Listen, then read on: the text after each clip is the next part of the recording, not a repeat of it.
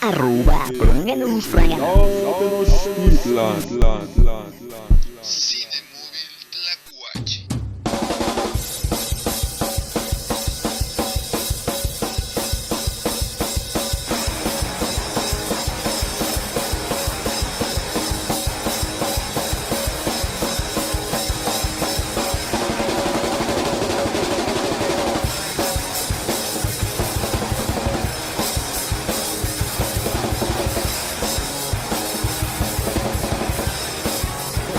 Ya estamos, ¿no?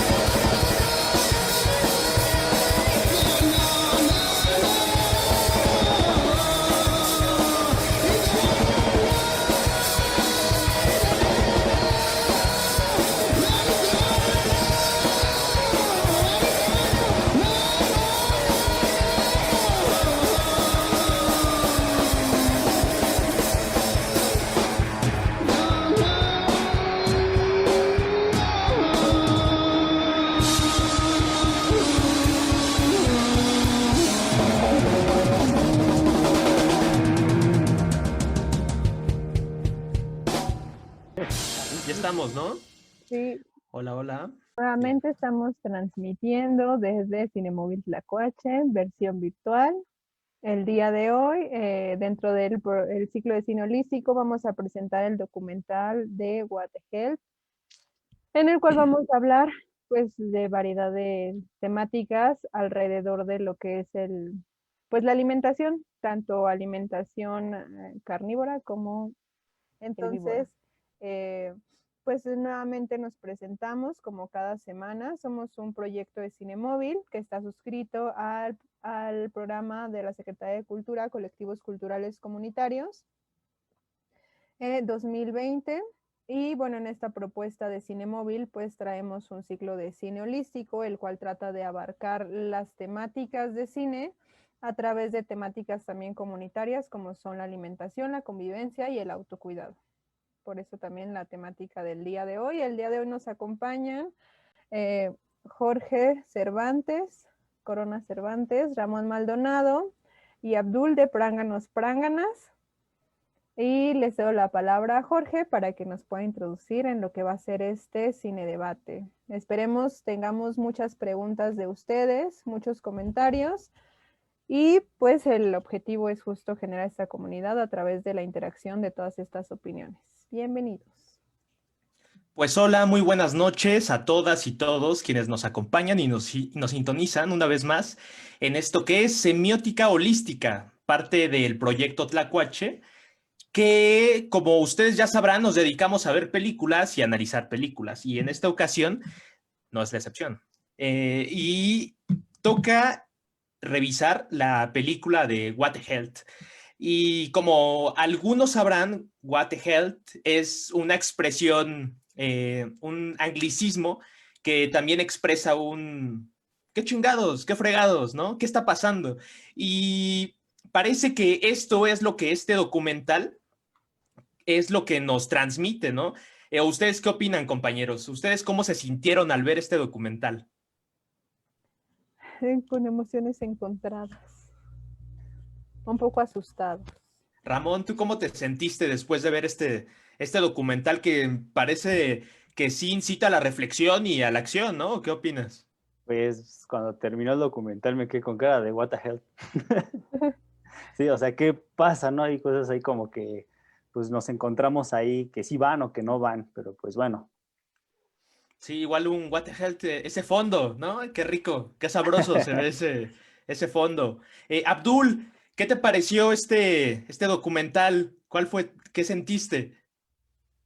Yowalcino Noshtin, saludos a todos una vez más aquí con todos los tlacuaches. Pues muy sorprendente, la verdad contrariado, esperaba algo diferente, como pues un documental, no sé si decirlo un poco más serio, menos propagandístico, tal vez no tan comercial, ¿no? O sea, como lo vamos a ir viendo después, muchas cosas encontradas, como lo dice. ¿Qué te pareció este Sí, pues es un documental que causa ruido, causa pues una sensación extraña como no sabemos ni qué fregados nos hemos estado comiendo, no sabemos ni de dónde proviene nuestra comida, no sabemos muchas cosas. Y pues este documental del 2017 es un poco, vamos a llamarle ruidoso, fue bastante ruidoso desde hace tiempo. Yo ya había, antes de que lo viéramos para esta sesión, ya había escuchado mucho de este documental y me llamaba mucho la atención cómo me lo comunicaba la gente. Muchas personas sí me lo mostraban en un sentido de, ya sabes lo que te estás comiendo, ya sabes de dónde viene la comida, ya sabes lo que está causando tanta comida.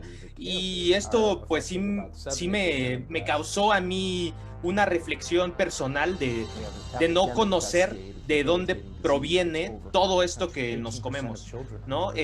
Y también algo muy, no sé, muy importante son las cifras que nos muestra el documental, ¿no? Cómo se relaciona esto con muchos padecimientos, con muchas enfermedades que son nuestro día a día, por ejemplo, en México. Para empezar, me gustaría comentar que este documental es estadounidense. Y al ser estadounidense, habla específicamente de una cultura y me parece para una cultura.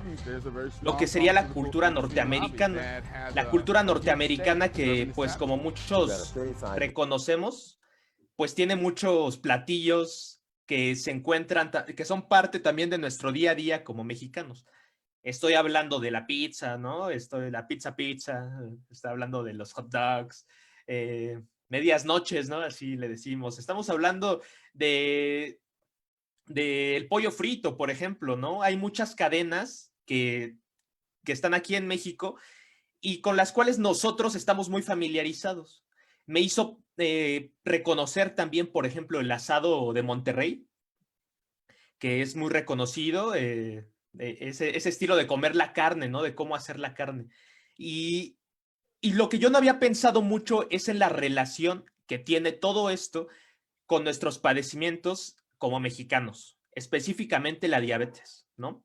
El documental me interesa mucho en el sentido de cómo nos hace reconocer que a pesar de que se hacen muchos esfuerzos por pues por combatir el cáncer, por combatir la diabetes, por combatir la hipertensión o muchos padecimientos del corazón, esto devienen políticas públicas que están encaminadas hacia la persona, ¿no? ¿Cuántos no hemos conocido de que no, es que tu abuelo fue diabético, a ti te toca ser diabético? No, pues que a tu papá le dio un infarto, a ti te toca el infarto, ¿no? Como si lo tuvieras heredado. Y eso me parece muy rescatable del documental, que el documental te dice, no, una cosa es la genética y otra cosa es lo que tú hagas también con tu cuerpo, lo que tú hagas también con tu alimentación. Y en ese sentido, pues me parece que podríamos empezar a desmenuzar tantito el documental en, en estas cuestiones, ¿no? De qué nos está hablando. Pues me parece, si ustedes están de acuerdo, y claro que ustedes, espectadores, ¿no? Mándenos aquí sus inquietudes, mándenos aquí qué les pareció este documental. Ya lo conocen, si no lo conocen. Si no lo conocen, está en Netflix, y si no tienen acceso a Netflix, nosotros les haremos llegar un acceso para que puedan conocer este documental. Pues es una crítica al régimen carnívoro, ¿no? A la manera carnívora que tenemos de comer y cómo estos son hábitos en los que está normalizado, ¿no? ¿O qué les parece a ustedes? ¿Está normalizada la alimentación cárnica? Yo consideraría personalmente que más antes que la normalización es una institucionalización de toda la industria cárnica, porque de algún modo se vincula al proceso económico y bueno, esto lo vamos a ver más adelante, ¿no? De qué pasaría si todo este proceso económico no existiera, ¿no? O sea, es realmente muy importante, al menos en ese aspecto para iniciar. Sí, es bien importante relacionarlo con eso, con la producción que existe de alimentos, que es la línea del documental, que nos está reiterando cada siempre que los intereses son comerciales, que los intereses son capitalistas, ¿no? Y que sin embargo, lo que sufrimos de esto, como es un punto aquí en la presentación, son las enfermedades. Como podemos ver en algunas imágenes que colocamos ahí, se refiere mucho el documental a la carne procesada. Específicamente, gráficamente nos enseña mucho la carne que ya está empaquetada o que ya está como en las salchichas, que es ya un producto muy terminado. Pero lo que nos quieren como que dar a entender, o la relación que hay entre que los intereses capitalistas o de la industria, ¿no? Que hace esta producción para carnívoros, es que crea enfermedades.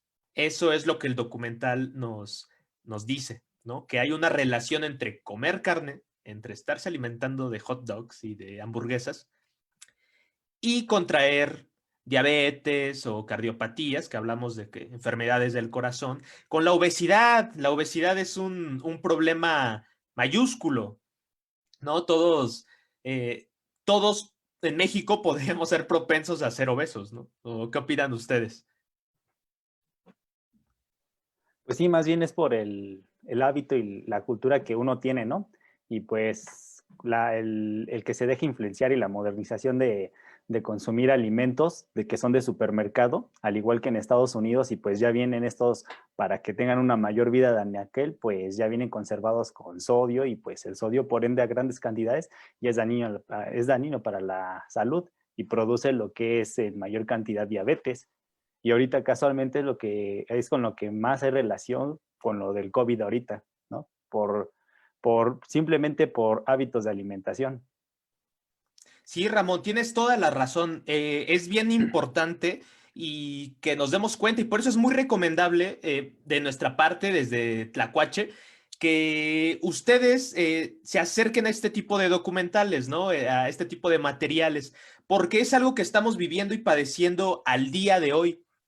El día de hoy estamos viendo esta pandemia de COVID que tiene pues grandes efectos negativos en la población mexicana, pero este documental nos invita a pensar en el antecedente. O sea, hay un antecedente de la manera en la que comemos, de lo que nos alimentamos, en las enfermedades previas al COVID y de cómo esto está afectando, pues sí, la salud. O sea, el COVID es un plus en esto que que ya tenemos. Y bueno, el documental se centra en hablar de el cáncer, la obesidad. Recordemos que los mexicanos sí tenemos un gran problema de obesidad y de diabetes, ¿no?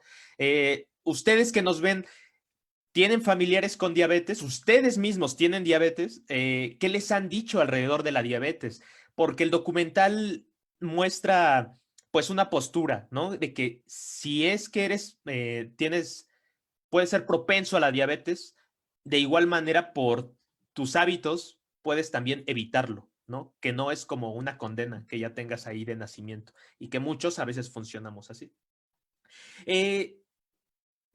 Parecería que el documental pues nos obliga, o sea, sí obligadamente, porque es la línea en la que lleva la crítica a la alimentación cárnica, a tomar una conciencia y una postura, ¿no? De que la carne es mala. La carne, no hay que comer carne, amigos. ¿O tú qué opinas, Pamela? ¿Te parece que el documental va en esa línea?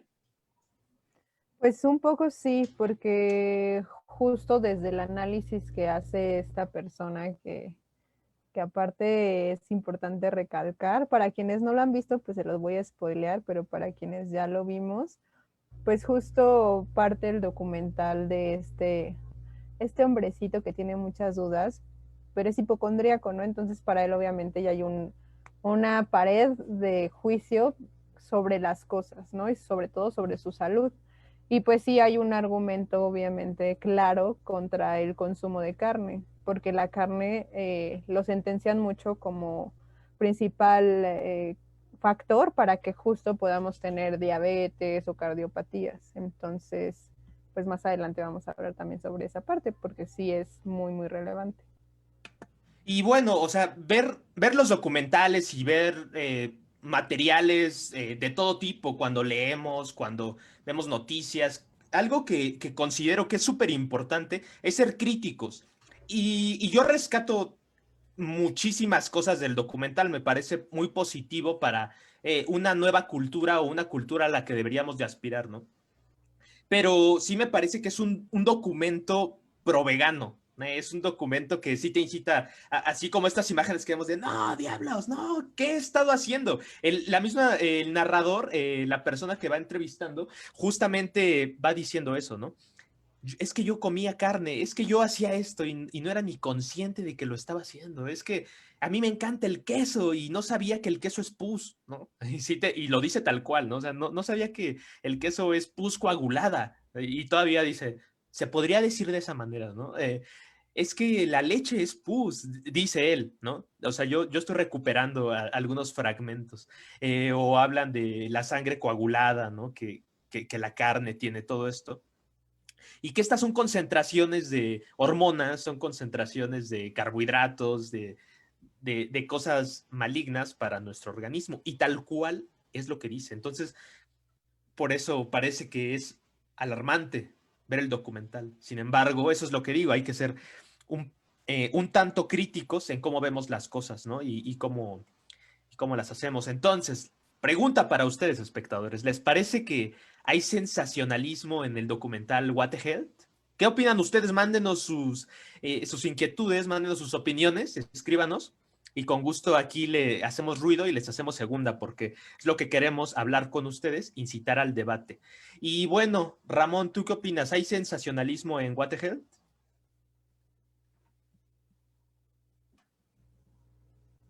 No te escuchamos, Ram. Ramón, creo que no te escuchamos. Ah, Ya estamos. ups, perdón. Pues claro que sí, simplemente sí, sí lo hay. Y pues para no spoilear tanto, simplemente es de ver el documental y ver cómo habla, ¿no? Referente hacia por qué no debes de comer carne. Inclusive, por la experiencia que tengo en alimentos, pues sí, como que vi que ocultaban cierta información para, pues sí, no tengo nada contra el proveganismo, pero sí, o sea, ocultan información para darte así como que entender, ¿no? Que los cárnicos son malos, ¿no? Pero pues ya lo decíamos, es porque es otro país, está basado en ellos y pues su alimentación es más de productos procesados, ¿no? Sí, es importante recalcar, así subrayar, que el documental What the Health está hecho en un cierto tipo de industria. Y aquí me gustaría comentar justo lo que nos escribe David Ulises Báez. Saludos, David. Él nos comenta, la industria de la alimentación cárnica es la actividad más siniestra. Tomemos conciencia. Sí, justo el documental está en esa línea y eso es, me parece que el punto nodal de esta sesión y es lo que queremos promover, que sí hay es siniestra en muchos sentidos de la crueldad, es de animal en primera, es siniestra también el sentido hacia los animales humanos, como también nos están envenenando, como nos muestra este documental.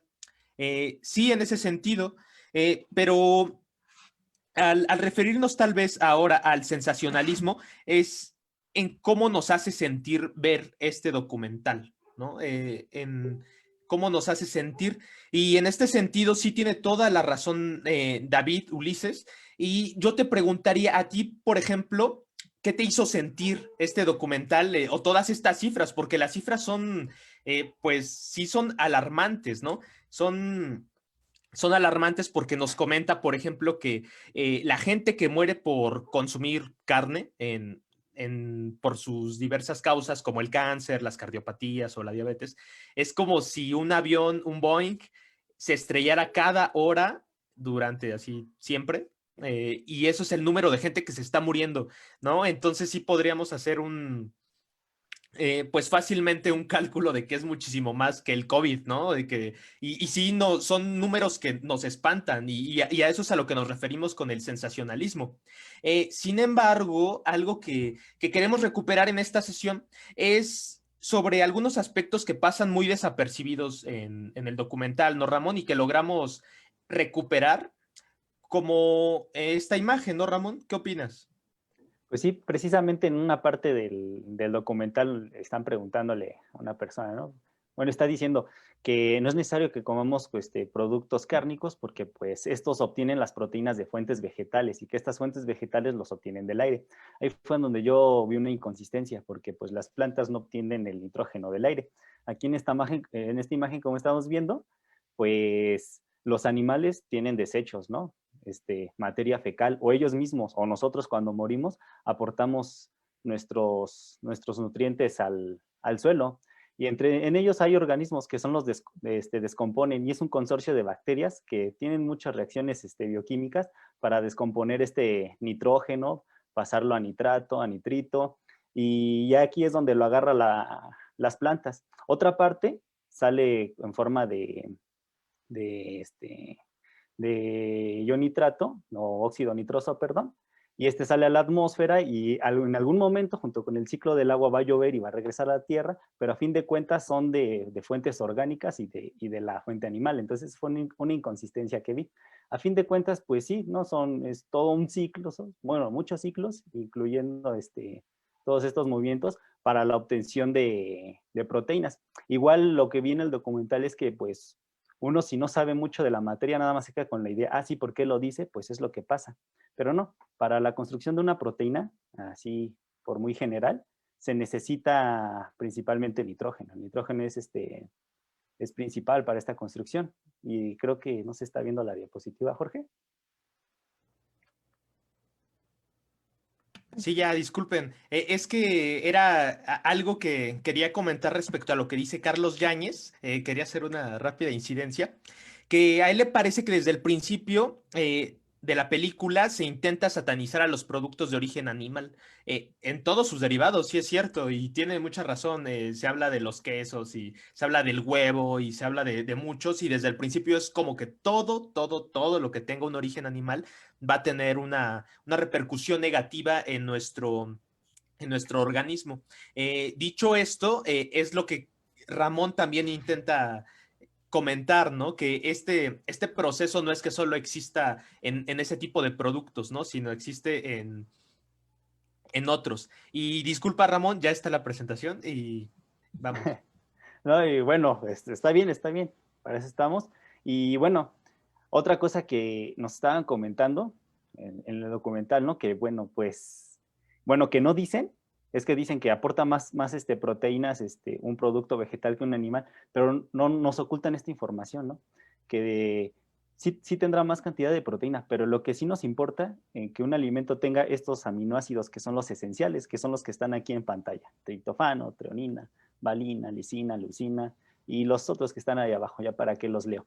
Y les comparto algo que ahorita venía, no solamente el documental mal informa, sino nosotros tenemos que también hacer conciencia para que no nos vendan el proveganismo o que tenemos que comer carne para obtener estos aminoácidos. Por ejemplo, ahorita estaba en la calle y unas personas, yo creo que entrenan en un gimnasio, yo qué sé, pero estaban hablando de proteínas, de esas en polvo. Y le dice, ¿cuál debo de comprar? Y le dice su compañero, no, pues yo quiero comprar tal, ¿no? Le dice, es que esa no te sirve porque tiene proteína vegetal. Yo me quedé pensando, es que no importa si tenga proteína vegetal o animal, lo que importa es que vengan estos 9 aminoácidos esenciales que son los que te van a servir. Entonces, también esa es información que se oculta en el documental, que no lo dicen. Sí, efectivamente tiene más proteína algunos productos vegetales que los animales, pero no contienen estos 9 aminoácidos esenciales.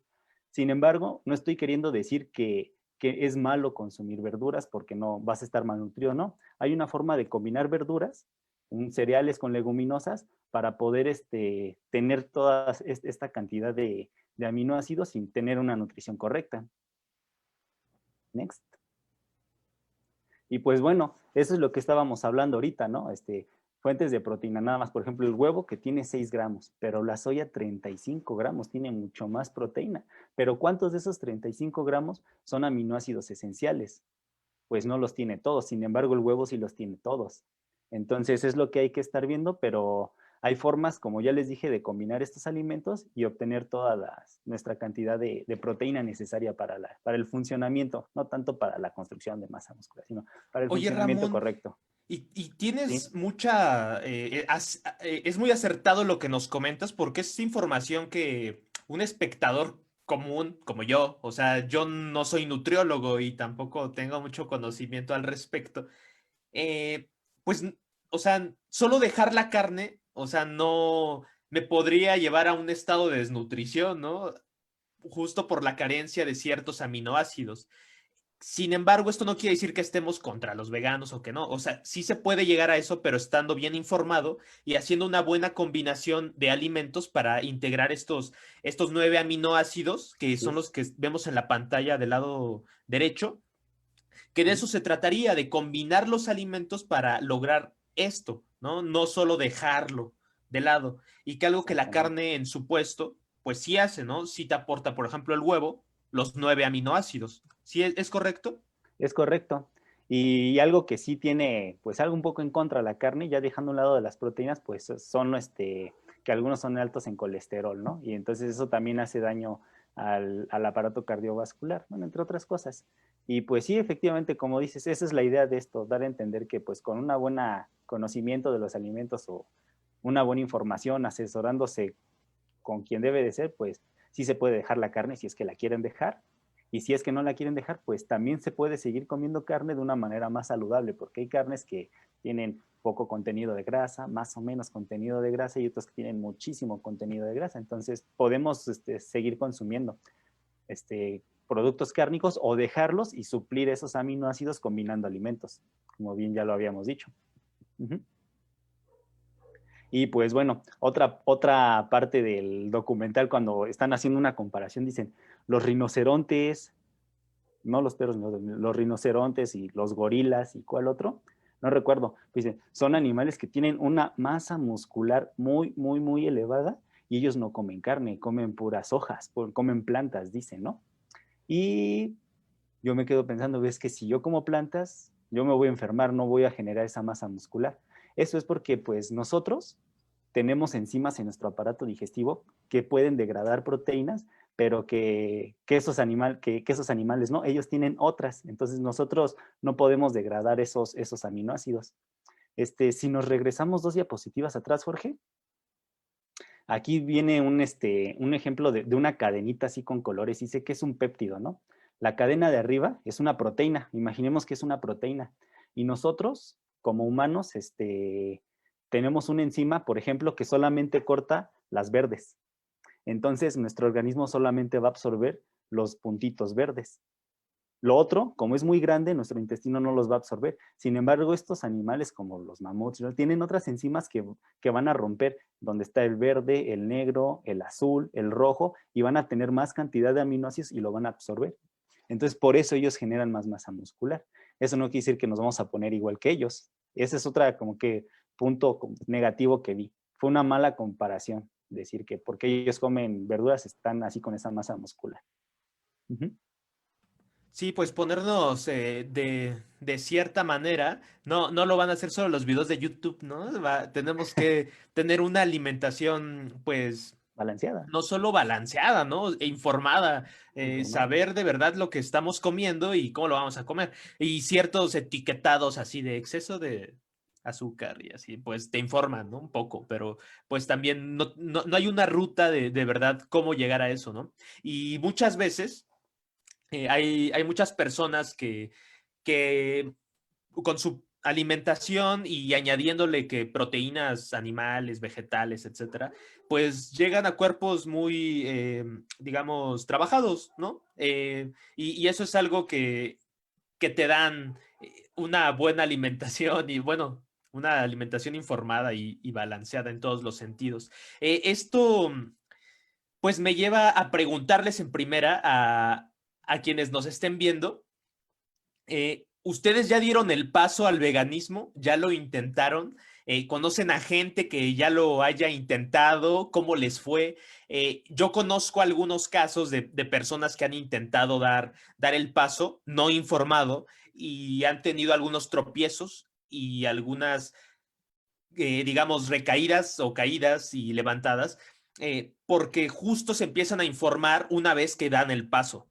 Entonces esto a veces les lleva a tener deficiencias nutricionales y algunas enfermedades, pero conozco muchos que van en un muy buen camino. Entonces aquí no queremos promover nada anti-vegano ni pro-vegano. Cada quien es dueño de su dieta. Sin embargo, hay aspectos que sí queremos señalar, que son estos aspectos que vemos en el documental y que son súper rescatables y súper necesarios en una sociedad hacia la que estamos yendo, ¿no? En este sentido, el Joker, Joaquin Phoenix, pues muchos ya lo reconocemos justo por esta película del Joker, ¿no? O por otras que ha tenido desde antes. Y aquí lo importante es reconocerlo a él como un personaje en el medio del espectáculo que es pro derecho de los animales. Y es algo a donde nuestras sociedades están volteando cada vez más, lo cual nos parece desde el proyecto Tlacuache algo muy acertado porque compartimos eso, ¿no? Esa manera de tratar bien en general al entorno y que también nosotros nos vamos a ir hacia allá. Esto lo traemos porque Joaquin Phoenix es el productor del documental, entonces parece muy lógico justo la vertiente que tiene de pro-veganismo o que nos parecería de pro-veganismo, ¿no? ¿Y a ustedes, como espectadores, les parece exagerado el documental, What the Health, con esto que estamos viendo, estos puntos que revisamos sobre que tal vez no va más a profundidad el documental y parece que solo se queda en el sensacionalismo? Tenemos algunas imágenes, ¿no? Como un niño, ¿cuántos años tendrá? ¿Unos 4, 5? Tomando su coquita, ¿no? Sí, menos, ¿verdad? Tiene unos 2, 3 años. Y hay muchos niños así que ya piden su coquita para el desayuno, para la comida, ¿no? Ahí le Y deberían de abajo, poner una etiqueta a la señora, exceso de malinformación. exceso de manipulación, sí, justamente, ¿no? Y abajo tenemos, pues, niños, así como en la cooperativa de la escuela o afuera de la escuela, ¿no? Con sus, con lo que se les ofrece, papitas y unos chescos, ¿no? Es lo que hay. Entonces, ahí volvemos al ciclo. Estamos hablando de hábitos, estamos hablando de que el entorno nos ofrece también una mala alimentación. Todo esto de las enfermedades no recae solo en el individuo, solo en la persona que elija comer o no comer, ¿no? Es todo un sistema que está, pues, hecho para ofrecernos eso y parece a veces que es más o menos difícil, ¿no, Abdul? ¿Qué te parece? pues sí es muy complicado. Bueno, vamos a retomar por algunos puntos que mencionan muy importantes y que creo que el más importante de todos es lo que decían respecto a la información o respecto a la cultura que se tiene al alimento. Porque, bueno, en el documental al principio vimos, ¿no? Que el chico hipocondríaco decía, pues según yo me estaba curando o yo me cuidaba mi salud, mi alimentación, como según yo creía que era de forma sana, ¿no? Como le dijeron los medios, como le dijeron en sus escuelas. Y bueno, algo que hacia donde quiero encaminar este comentario es hacia la contextualización con nuestro contexto, valga la redundancia, mexicano, ¿no? Porque está muy claro que este es un corte así totalmente estadounidense, para una cultura totalmente estadounidense, en un contexto totalmente estadounidense, que si bien tiene cosas que ver con el nuestro, varía en muchas otras distintas. Para empezar por el poder adquisitivo, ¿no? Que ellos se tienen, que es hasta 10 veces mayor que en México. Entonces eso da otro tipo de calidad o de estándares de calidad en la alimentación. Como lo decía muy bien Ramón, ellos tienen una industria en la cual pues hasta tienen es que no sé qué es una asociación gubernamental que es específicamente para el alcohol, el tabaco y la carne, me parece, ¿no? Entonces, imagínense qué lugar tan preponderante tienen. Y esto, pues, les debe de generar nuevas o diferentes conductas, ¿no? O enfermedades o estados de salud. Nosotros en México, ¿cómo podemos aterrizar esto, no? ¿Cómo lo podemos ver? Para empezar, esta información que tenemos, porque pues todavía tenemos mucho esta cultura en la cual se cree que el ser gordo o el tener mayor peso, con todo respeto, es un sinónimo como de salud, ¿no? O todavía se tenía, no sé si ya se esté cambiando, ahí pues, me gustaría comentarlo con ustedes, qué piensan respecto a eso, pero lo cierto es que se está normalizando. Vamos a ver aquí unas gráficas para irnos a los números, para visibilizar qué es lo que está pasando con respecto a la obesidad, porque pues uno dice, pues gorditos, unos cuantos kilos, ¿no? ¿Qué puede pasar, no? Gorditos felices, ¿no? Así hay como hay toda una ideología, hay toda una cultura en torno a ese estado de comodidad. Y vamos a ver cómo la cultura es determinante en esto. En este primer gráfico que tenemos que 1 de cada 5 adultos tienen obesidad en estos países. Estos son los países de la OCDE, que son los 36 países, me parece, que alcanzan a pagar su cuota, ¿no? Por decirlo de otro modo. Entonces, ¿qué vemos aquí?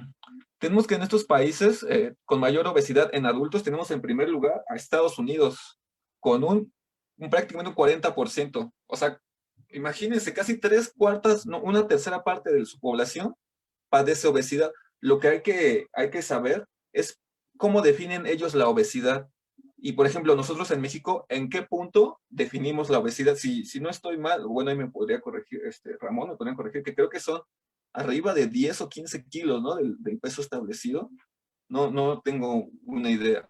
Pero bueno, vamos aquí en México, que es inmediatamente el segundo país, que tiene un 34.2%. Esto es en población relativa. Hay que tener en cuenta que Estados Unidos tiene aproximadamente unos 300 millones de personas en su población. Y México, la población de México está dividida en los que están en México y los que están de ilegales en Estados Unidos, que son 130 millones de mexicanos aquí y más o menos unos 35 millones de mexicanos en Estados Unidos. Y aún así aplica esta de 34.2%, es decir, de cada 10 mexicanos, 3.5, casi 4, padecen obesidad. Y después tenemos a Nueva Zelanda, que es un país muchísimo más pequeño, con un 30%.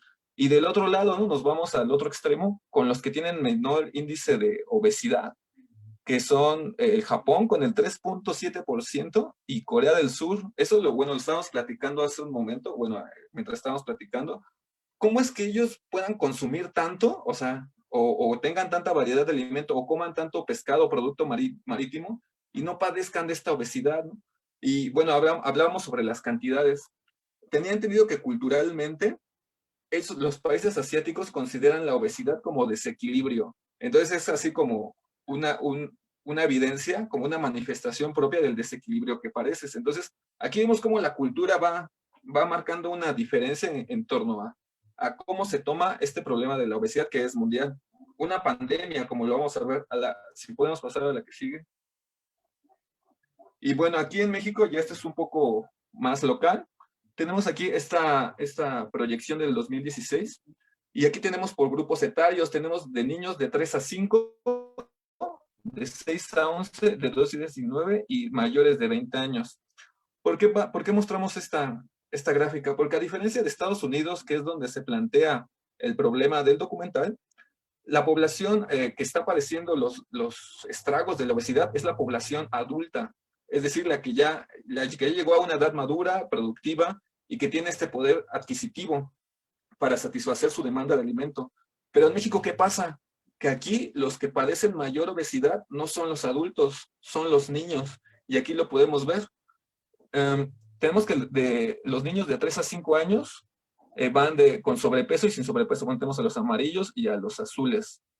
Entonces, a menor edad, vemos que tienen menor sobrepeso por el tipo de alimentación y conforme van adentrándose en el sistema escolar, ya lo vemos por los grados del kinder, de 3 a 5, de 6 a 11, primaria, de 12 a 19, el grado de educación pública. Entonces ya vemos cómo la obesidad se va controlando relativamente, pero lleva una tasa de crecimiento constante. ¿Esto qué nos dice a largo plazo? Que los niños están engordando a más temprana edad que antes.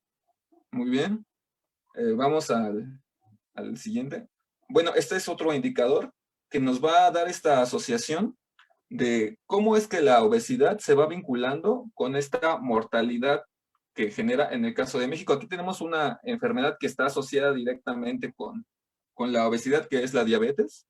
Y aquí tenemos un gráfico de cómo sigue esta misma línea de crecimiento. Los fallecimientos por diabetes se van incrementando a mayor medida que la obesidad infantil va incrementándose.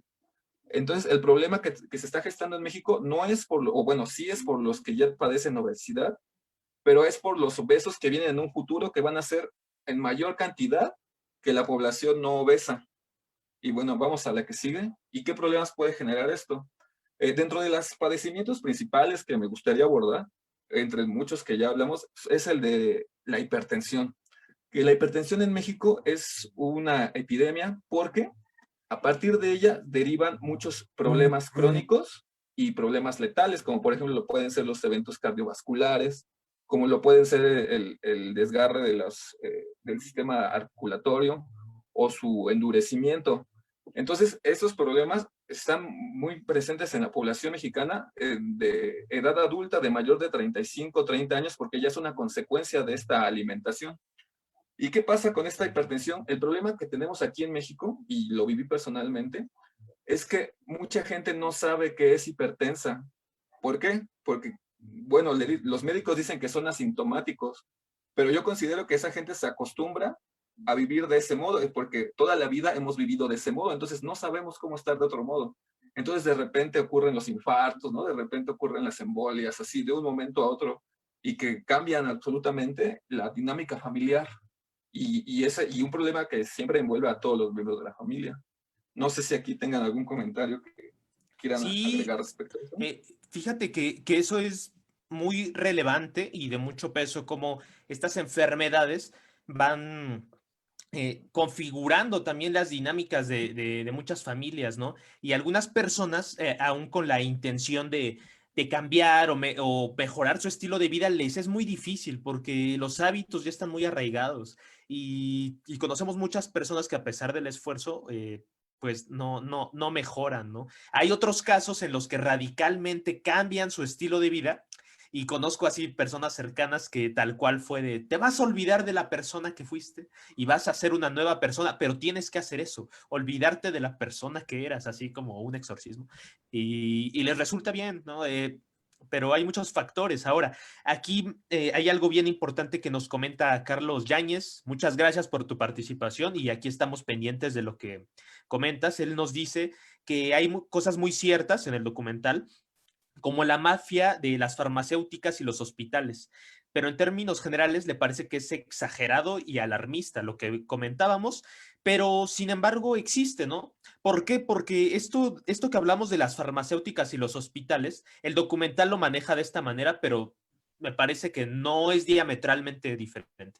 Es que se preocupan no en curar la causa, que sería la alimentación, los hábitos, sino en pretender que curan o hacer como que curan. No recuerdo bien la frase, pero va por ahí y que, pues sí, parece de unos años para acá, más o menos de unos 10 años para acá, en México sí hemos visto las campañas, ¿no? Y es algo que vamos a ver en el gráfico que ahora nos va a explicar, ¿no? Abdul, en donde parece que del 2000 para acá existe la diabetes, porque antes no existía, ¿no? Y la gente se moría, pero quién sabe de qué. Es importante tener en cuenta eso.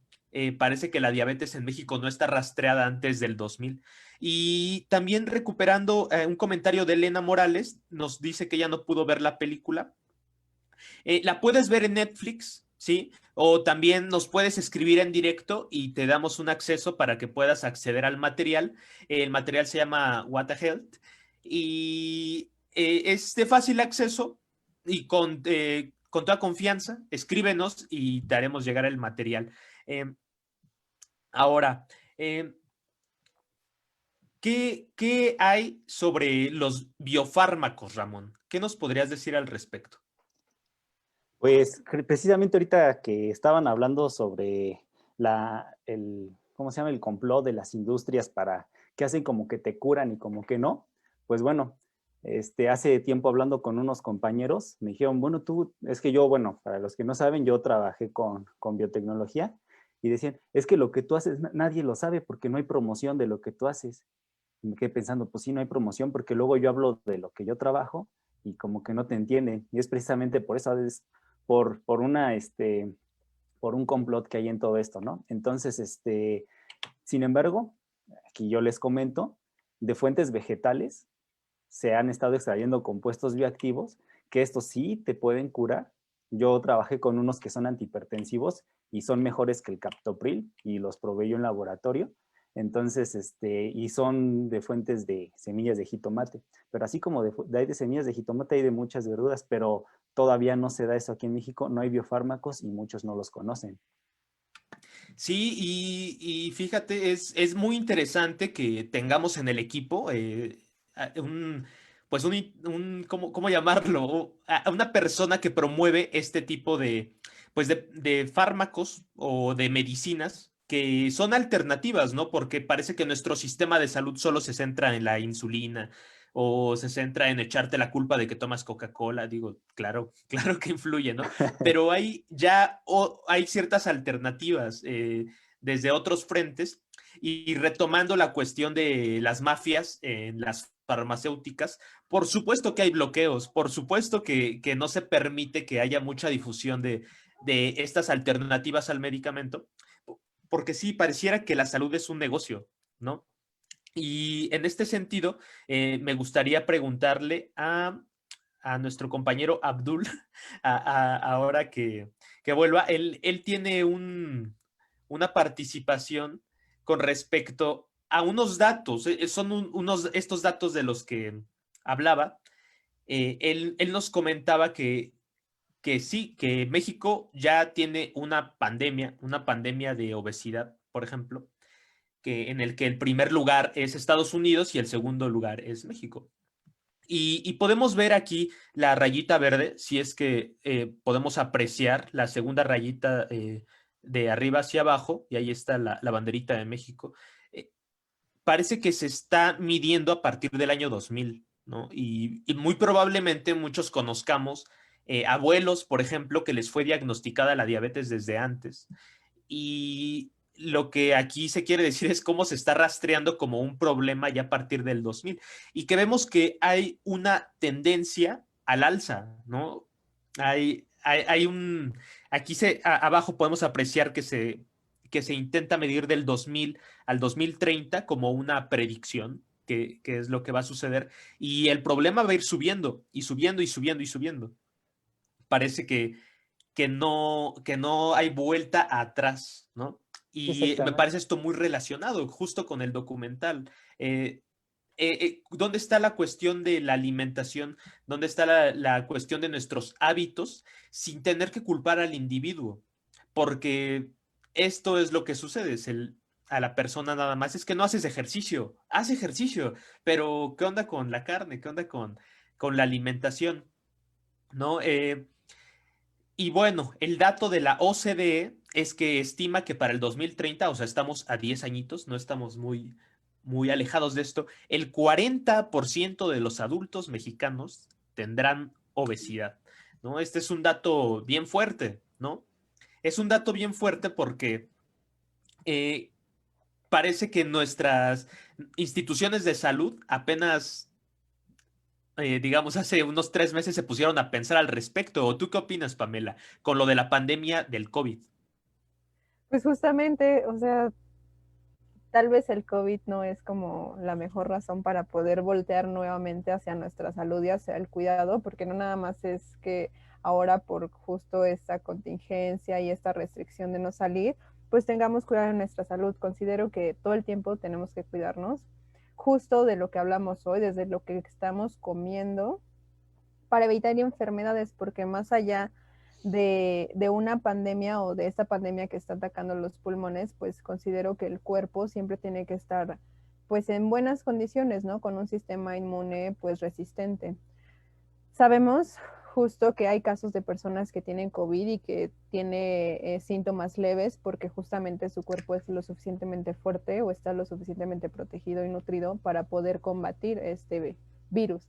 Entonces, es un buen momento ahora que están todos en casa y que tienen que cuidarse y tienen que tener sana distancia para sí poner atención en sus hábitos y poner atención en cómo comen, sobre todo justo con esta temática y más allá del sensacionalismo o de quererlos hacer a todos vegetarianos, pues sí que pongan un poquito de conciencia y atención, pues los hábitos que tienen y cómo es que cuidan esos hábitos para poder tener pues una salud óptima y evitar que esta gráfica sea determinante y sí poderla pues cambiar, porque estas gráficas van acorde al proceso que tiene la gente, ¿no? Como si fueran rebaños que se dirigen hacia el precipicio, pero esto se puede cambiar, o sea, no está dicho, son predicciones a conforme se comportan las personas en este caso y la salud, sobre todo por los hospitales y las medicinas, los fármacos que se pues al final que se distribuyen, pero esto puede cambiar. O sea, realmente está en nuestro poder que se pueda revertir esta proyección.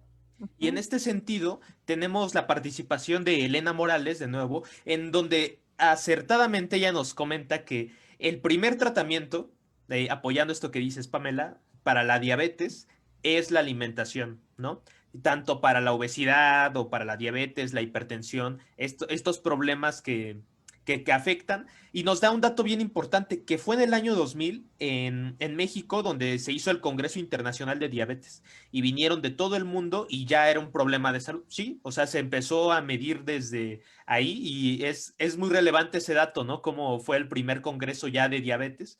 Y relacionado con la película, y ahí te va un dato, Elena, también como para que lo veas, es de que la película comenta que estos congresos, estos eventos, estas asociaciones en contra de la diabetes, del cáncer, problemas cardiovasculares, en sus mismas páginas de internet a veces promueven una alimentación con carne y se supone que la carne hace muchísimo daño. Eso es como de lo que hablamos cuando parece sensacionalismo, ¿no? Que te lleva a un punto de no consumas carne en ningún estado, de ningún tipo ni ningún derivado de la carne. Eso es lo interesante de estar analizándolo y ver también el documental, ¿no? Que por ahí ya se comentó también que sí parece a veces muy sensacionalista. Abdul, ¿cómo estás de nuevo, Abdul? Te cedemos la palabra, que nos gustaría que nos comentaras sobre el COVID-19 y la diabetes o todas estas enfermedades, ¿no? ¿Qué hemos encontrado al respecto? Claro, sí, una disculpa por problemas técnicos, por aquí estamos de nuevo. Vamos a continuar un poco. No sé si puede regresar a la anterior, o no sé si es la que sigue. Sí, sí. ¿Dónde está el otro gráfico de proyecciones? Ese mero. Sí, como lo menciona, ese es un dato importante porque a partir del 2000 se comienzan a tomar los registros cuando ya era un problema de salud pública. Bueno, esto ocurre porque justamente empezó a haber ya un déficit en el presupuesto para atender a esos problemas. Entonces, esa es la cuestión, que solamente se está atendiendo al problema de salud en función de cuando ya está y en función de los recursos que están disponibles para tal problema. Por ejemplo, problemas cardíacos, tal problema, problemas por violencia, tanto dinero. Entonces se van metiendo estas nuevas variables, ¿no? que pues a la larga van costando. ¿Por qué? Porque a diferencia de otras enfermedades, la obesidad es crónica, ¿no? Y es constante, y es diaria, y es todos los días, pero también es evitable. Vamos a ver, vamos a pasar rápidamente a bueno, vamos a leerlo, al anterior todavía no lo leemos, ese mero. Este factor de la obesidad en función con el COVID. Bueno, tenemos algunos datos relevados, dados por el IMSS, por algunas otras organizaciones que llevan este conteo aproximado, estimaciones, porque son estimaciones, no se tiene un valor real de las proporciones que hay sobre el COVID, pero bueno, muestran algunas variables en las cuales identifican potencialidades respecto a la enfermedad. Por ejemplo, personas que tuvieron esa enfermedad y fallecieron, ¿qué antecedentes tuvieron? Pues en México resulta que la mayoría padecería de obesidad o de algún grado de sobrepeso. Principalmente eran hombres también, y principalmente mayores de 40 años, y también curiosamente eran hombres que habían estado divorciados o viudos o separados, es decir, que vivían ya en una calidad como de soledad, por decirlo de algún modo, dentro de estos factores en un principio. Bueno, aquí ¿qué tenemos? Esta es una estimación a futuro. Como decimos, el problema que tenemos ahora no son los adultos, bueno, sí son, porque ya están, pero el problema hay que verlo a futuro, porque son los niños que empezaron a ser obesos a menor edad. Esta es la diferencia con los adultos que ahora son obesos, que probablemente esos adultos que ahora son obesos cuando eran niños no eran obesos. Entonces no tienen enfermedades asociadas a la obesidad infantil, como lo puede ser la diabetes infantil, como lo puede ser la obesidad infantil, que ya es un antecedente que determina la vida de las personas para siempre. Entonces, aquí, ¿qué tenemos? Tenemos algunos países, Corea, Suiza, México, Francia, Italia, y tenemos abajo la distribución de los años por deciles, 80, 90, 2000, 2010, 2020 hasta 2030. Esta, como menciona Pa muy bien, son proyecciones que se hacen con la información recabada hasta el día de hoy. De nosotros depende si queremos que esta tabla se modifique a nivel colectivo. Entonces, ¿qué tenemos aquí? A un lado tenemos el porcentaje de obesidad. Y qué curioso que vemos que Estados Unidos sí llevaba un conteo de obesidad como problema público desde la década de los 70s. Entonces, de algún modo, ellos ya sabían los problemas que trae consigo esta forma de alimentación.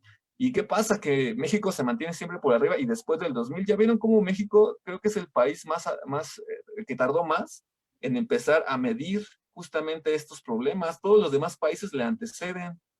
¿Qué pasó aquí? ¿Qué ocurrió aquí?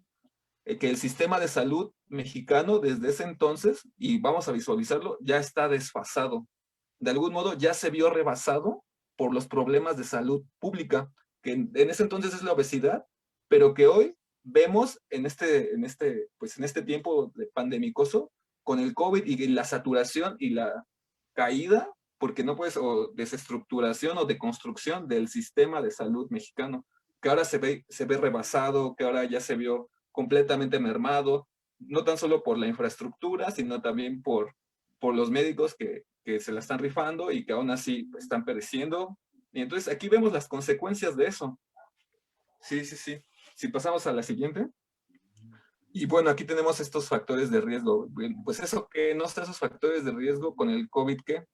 Aquí tenemos una tabla, bueno, una gráfica de pastel, que nos habla de la distribución de comorbilidad en defunciones relacionadas del COVID, es decir, qué factores de riesgo tenían estas personas que murieron por COVID. Y bueno, entre las más importantes hay muchas, pero aquí vemos representadas la hipertensión, la diabetes y la obesidad, que Ramón había mencionado que era una triada. ¿Cómo habías mencionado que era eso? Que el conjunto de estas tres enfermedades, obesidad, diabetes, hipertensión, da otra enfermedad que no tiene tratamiento, que se llama síndrome metabólico, y que también va muy al alza, como pues todas esas, porque van agarradas de la mano. Aunque también cabe señalar, nada más como cultura general, por qué el COVID se relaciona con la hipertensión. Cuando uno tiene buenos hábitos, pues bueno, hay unas enzimas pulmonares que no se producen, pero cuando uno tiene malos hábitos, esas enzimas que están en los pulmones, se llaman enzima convertida en angiotensina, sí se empiezan a producir a gran escala, y el COVID tiene afinidad por esa enzima. Entonces, por eso, al haber muchos virus por ahí volando en nuestro sistema, anclan en todas estas proteínas que estuvieron aquí, y por ende estas personas tienen más tendencia a enfermarse de COVID, y por eso los más relacionados con un alza de 36% son los que tienen hipertensión. Ya. Oh, ya, muy bien. Bueno, ahí también algo que no hablamos y que ahorita me vino a la mente, eso tendría que relacionarse con la acidez y la basicidad que tiene el cuerpo, porque creo que tenía entendido que los alimentos cárnicos elevan la acidez, ¿no? Y un cuerpo más ácido es más susceptible a enfermedades. ¿Qué tan cierto es de esto, no? Eso sí es cierto, pero en este caso no se relaciona con el COVID, nada más es por lo de la, ¿cómo se llama? Por lo de la afinidad sobre estas moléculas. Y lo que tú dices, pues sí, efectivamente, cuando hay una gran concentración de aminoácidos, acidifican el pH de la sangre. Y al acidificarlo, pues por ende destruye otras enzimas, células y hasta el ADN. Y ahí es donde aparecen las enfermedades. Entonces, ese era el punto que veníamos a hablar, que la diferencia cultural que tenemos aquí nosotros es el exceso con respecto a las comidas, ¿no? Por ejemplo, como los asiáticos, ellos, bueno, habíamos dicho que pues no tienen esa obesidad porque comen porciones pequeñas, ¿no? Pero aquí nosotros en México o en el continente, ¿no? Porque los estadounidenses tienen este mismo factor. Ajá, si quieres pasamos a la que sigue. Pues así como coloquialmente decimos, ¿no? De ser atascados, ¿no? Así, si vamos a comer, pues le entramos hasta que quedemos así en la saciedad y pues le ponemos todo, ¿no? Hasta parece arcoíris nuestra comida, ¿no? Ya no sabemos si le echamos guisado a la salsa o salsa de guisado, ¿no? Entonces así, o sea, somos muy atascados, ¿no? Es parte de nuestra cultura, porque asociamos la comida justamente como con el placer, la diversión, los buenos momentos, ¿no? Tiene como esta cualidad más allá de solo la nutrición, que es este punto, ¿no? Que no necesariamente asociamos la nutrición con la alimentación. Entonces, esta parte cultural también es muy importante porque requiere, pues sí requiere de inversión en estudio, ¿no? En saber, en una disposición. Y bueno, finalmente aquí, ¿qué tenemos? Los fallecimientos por COVID en el continente, de este lado del charco, que tenemos más o menos las mismas condiciones. Y bueno, aquí tenemos el número total de fallecimientos por país. Y tenemos en los primeros lugares a Estados Unidos, Brasil y México, que son respectivamente los países con mayor población en el continente.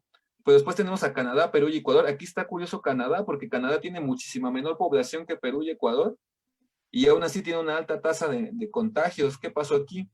Y bueno, en la parte de abajo vemos cómo se fue desarrollando la curva de enfermedades y cómo fueron tomando los países esas medidas para ir contrarrestándolas. Por ejemplo, vemos en el caso de Estados Unidos, ahí claramente se ve que ellos invirtieron mucho porque ellos tienen un buen sistema de salud pública y tienen toda una infraestructura que se despliega para este tipo de cosas. No sé si lo planearon, no sé si lo sabían, no sé si ya le ha pasado antes. El chiste es que la tienen. Entonces, por eso tiene esta curva de control que va disminuyendo. Pero si bajamos un poco, aquí tenemos a la de Brasil, que se parece mucho a la de México, pero Brasil tiene como 100 millones de habitantes más que México, tiene como 220, 230 aproximadamente, y tienen más o menos el mismo comportamiento, que es la línea verde y la línea amarilla, es decir, van en un crecimiento constante, aunque de repente vimos picos que bajan, es decir, todavía sigue ascendiendo. Y bueno, aquí bueno, les voy a compartir algo que pues escuché propiamente de unos empresarios que estaban teniendo una junta.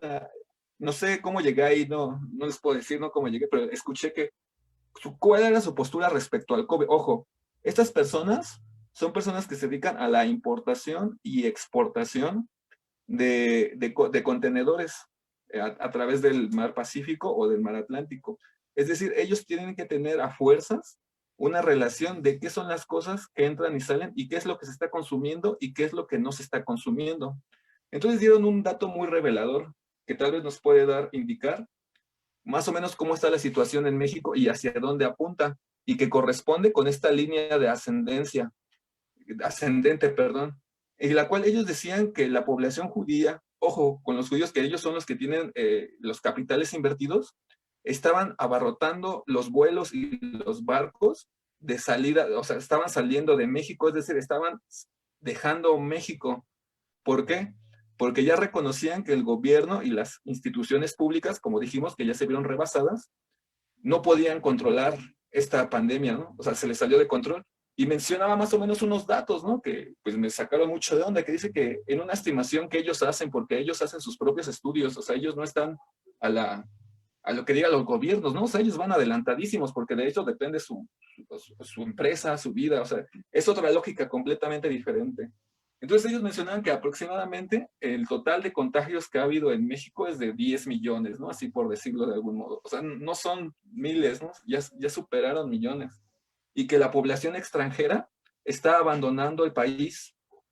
¿Qué está pasando aquí? Que solo los mexicanos nos estamos quedando encerrados en México. Los extranjeros, como tienen la opción de salir a otro lugar que no tenga estas condiciones a las que nos está llevando esta salud pública o esta circunstancia que ya es más bien de sálvese quien pueda, pues dijeron, pues ¿saben qué? Ahí nos vemos, ¿no? Y se están yendo así. Entonces el problema lo tenemos nosotros, ¿no? Los que nos quedamos, que somos los que padecemos estas faltas en la salud pública y que se siguen reproduciendo, ¿no? Que todavía no acaba. Entonces sí, es todo un problema que se va escalando, escalando. Pues sí, es un gran problema en la salud pública, digamos, en los sistemas de salud pública, propiamente en los hospitales y la manera en la que se responde a esto. Pero algo muy acertado del documental What the Health es de que desde hace 3 añitos, 2017, que es cuando este documental salió y causó mucho revuelo y lleva años ya causando revuelo, es como nos avisa también, miren, ahí viene un problema, ¿eh? Ahí viene un gran problema de salud pública en el que está en los hábitos, ¿eh? O sea, es en la manera en la que comen, ¿no? O sea, hay varias disposiciones, ¿eh? Es lo que nos va diciendo el documental desde hace 3 años. O sea, entonces, lo estamos viendo ahorita, 2020, y justo les mostramos estos gráficos en donde, pues sí, tiene una gran lógica, sí tiene relación. No, es lo que les comentamos, ¿no, Abdul? En este sentido, Elena Morales nos pregunta también, ¿qué opinan de las dietas catogénicas y la alimentación mediterránea? Me parece que es una pregunta para Ramón Maldonado. Ramón, ¿tú qué opinas de las dietas cetogénicas y la alimentación mediterránea? Bueno, voy a empezar con lo que más impacta, ¿no? La dieta cetogénica. Muchos la están usando por modas y le llaman keto. Y inclusive muchos colegas míos la están recomendando como tal. En sí esa dieta lo que tiene que hacer es eliminar carbohidratos para en sí privarnos de esa energía proveniente de ellos y por ende bajar de masa grasa, ¿no? Pero, ¿qué es la cetogénesis? Génesis, generar, ceto, pues alcoholes. Entonces uno empieza a trabajar con alcoholes en el cuerpo. Esto genera lo que habíamos producido, una acidez en la sangre y pues desencadena en otras enfermedades. Solamente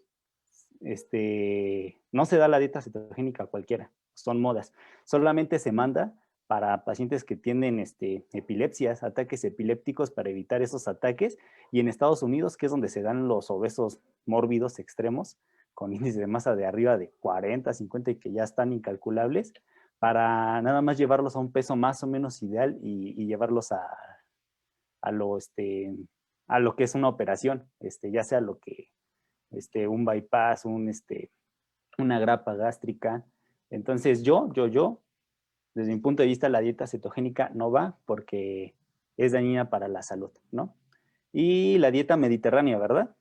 Pues es lo ideal, consumir los alimentos que tenemos a la mano. Se refiere a eso. Si hace mucho calor, pues por ende está de temporada los alimentos cítricos, que si por nuestra zona hay frutas y verduras que en otros lugares no se consumen, son por algo y la naturaleza nos los está dando, entonces son los que tenemos que consumir. Entonces estoy a favor de la mediterránea y en contra de la cetogénica, al menos que tu nutriólogo te la recomiende. Y que te la recomiende y un por qué te la está dando. Sí, muchas gracias, Ramón. Justo eso es algo que intentamos tener esta postura también desde el proyecto Tlacuache, que es no solo dejarnos llevar por la moda y lo que parece que es la tendencia, ¿no? Sino que hay que informarnos, hay que no cambiar abruptamente, ¿no? Porque a veces eso es lo que está pasando. La moda es la que lleva la batuta de la alimentación. Y hablando de esta cuestión que nos decía Joaquín Phoenix desde hace tiempo, ¿no? Sí, ahí viene la epidemia, sí, ahí vienen los problemas de verdad. Nosotros en México tenemos una gran, disculpen a mi perrita, está ahí cuidando, pero en México tenemos unos hábitos bien arraigados, ¿no? Llevando todo este contexto mundial, gringo, dándonos los números de lo que estábamos hablando, nosotros, mexicanos, vivimos con esta dieta irresistible, ¿no?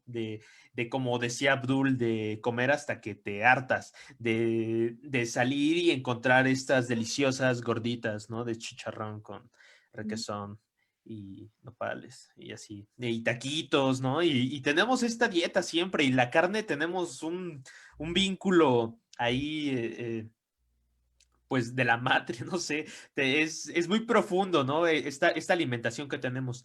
Y entonces eso, por supuesto, que nuestros hábitos nos están llevando a estos problemas. Y en este contexto mexicano, por hablarlo así, o sea, así hay que atender dónde estamos y cómo estamos, ¿no? Es innegable que vivimos entre tacos, ¿no? Y tortas. Sí vivimos ahí. Por lo menos en la Ciudad de México es eso, o sea, y en muchas ciudades u otras localidades de México, si es que llegamos hasta ahí, saludos.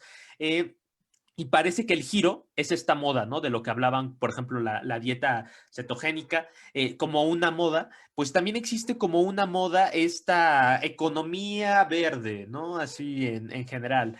En lo que desde este punto de vista es como un fenómeno multidimensional, ¿no?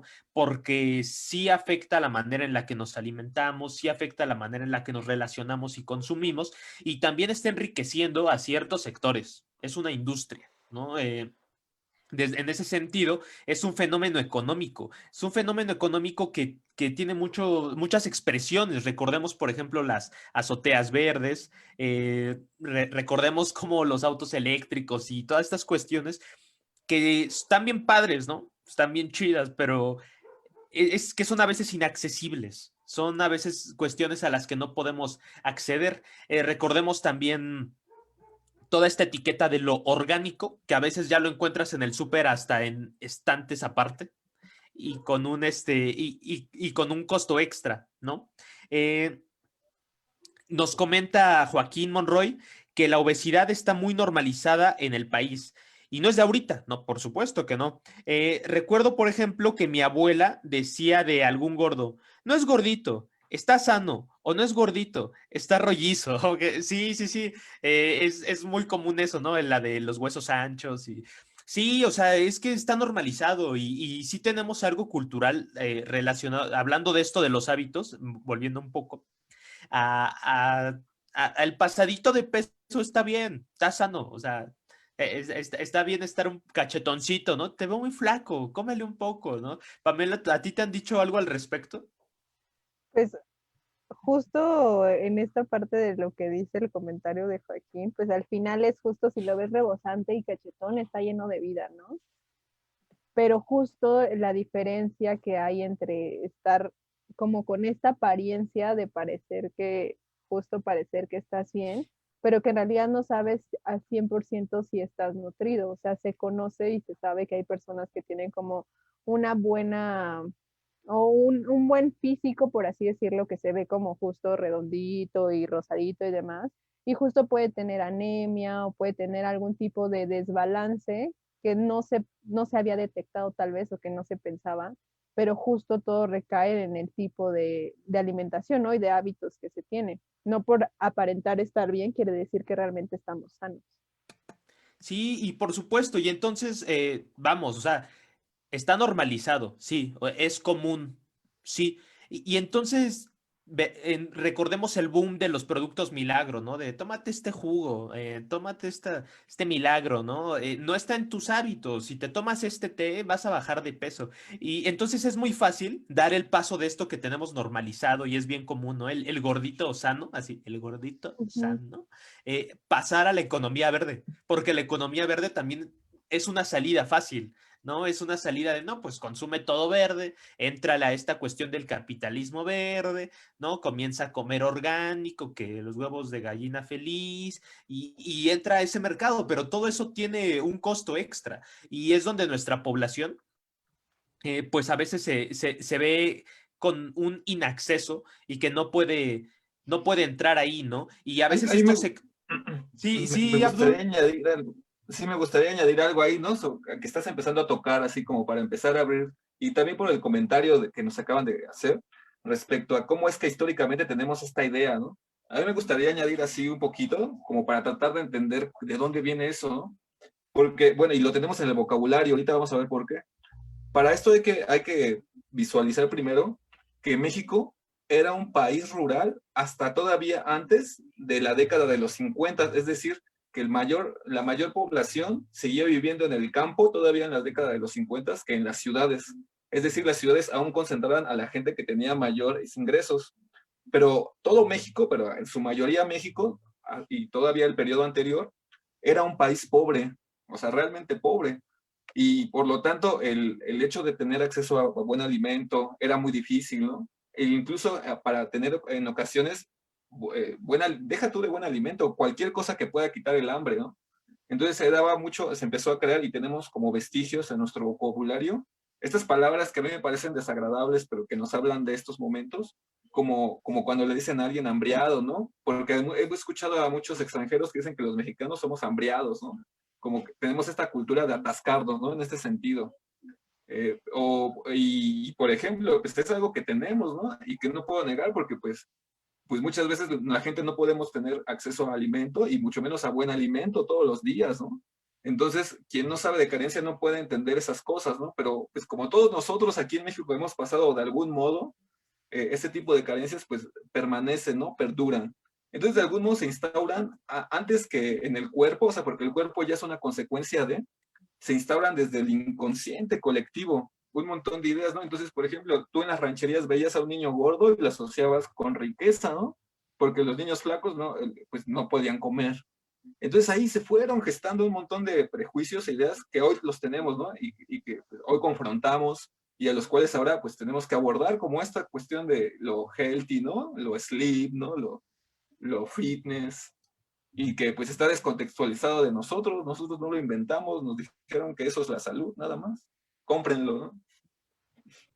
Sí, y ahí es donde Elena Morales nos abre la discusión a comentarnos que de esos tiempos de los que hablas, Abdul, que en donde en esos tiempos de hambre los niños gorditos podían vivir más, entonces era verlo sano, ¿no? Tenían más oportunidades de sobrevivir. Otra calidad de alimento.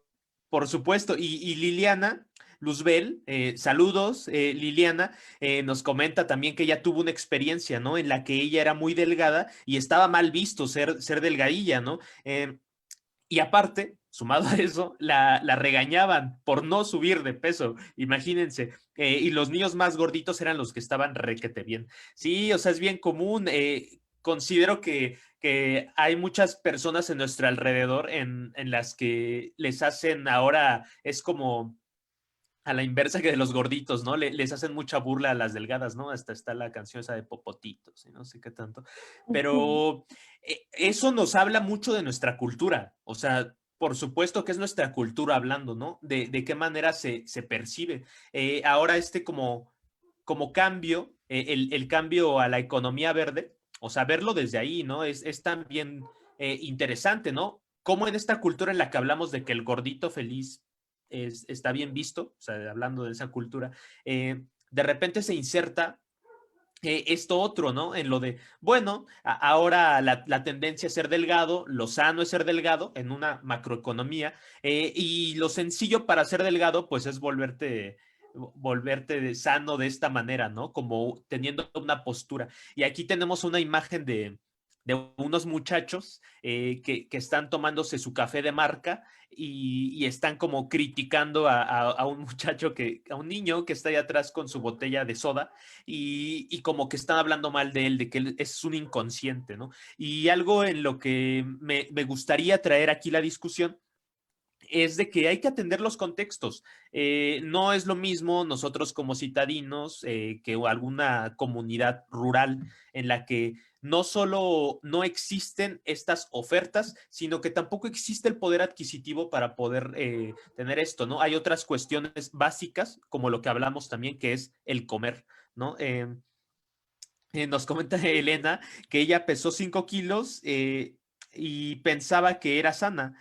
Hoy sabe que tiene riesgo de diabetes por ese dato. 5 kilos de más, supongo, y esos 5 kilos de más sí claro que pueden hacer la diferencia, ¿no? Cada organismo pues es distinto, ¿no?